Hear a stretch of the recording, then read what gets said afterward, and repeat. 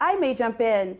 I am curious about what the minimum wage will do to just regular people, the minimum wage, raising it will do to regular people like me. I've been in a situation where minimum wage has been raised and I've had to let go to employees from a nonprofit because we just couldn't afford the wages anymore. But as a mom, I worry about, how that's going to affect the bottom line when I go to the grocery store, when I go to get that Starbucks in the morning after dropping my kids off at school, or at the gas pump, how will the minimum wage affect what I buy day to day as companies are having to raise their prices to accommodate the minimum wage? That concerns me, Well, as right, just a and I regular guess mom.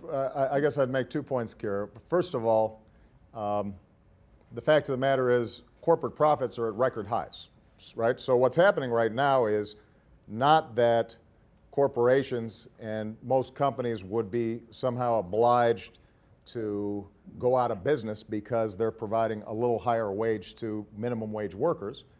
It might have some modest impact on their profits, but the fact of the matter is, if we're going to have a society in which we've got broad-based prosperity, those same businesses also have to worry about the customers have money in their pockets.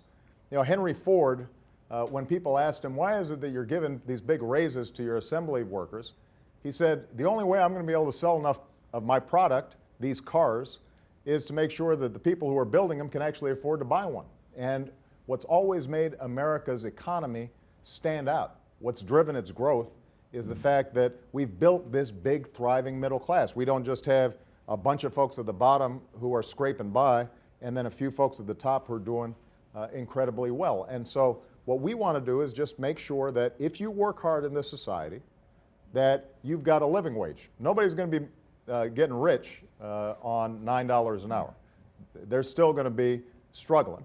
But it could make the difference between whether they can afford to buy groceries or whether or not they are going to a food bank. And my suspicion is that you'll still be able to get your Starbucks as a consequence.